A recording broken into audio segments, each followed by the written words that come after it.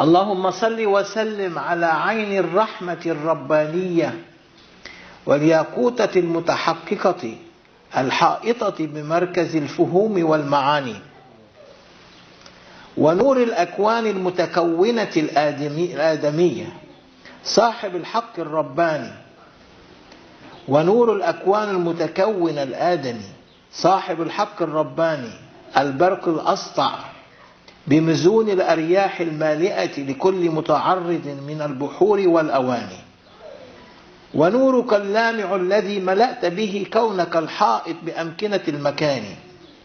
اللهم صل وسلم على عين الحق التي تجلى منها عروش الحقائق، عين المعارف الأقوم صراطك التام الأسقم، إحاطة النور المطلسم. اللهم صل وسلم على طلعة الحق بالحق، الكنز الأعظم، إفاضتك منك إليك، إحاطة النور المطلسم، صلى الله عليه وعلى آله صلاة تعرفنا بها إياه.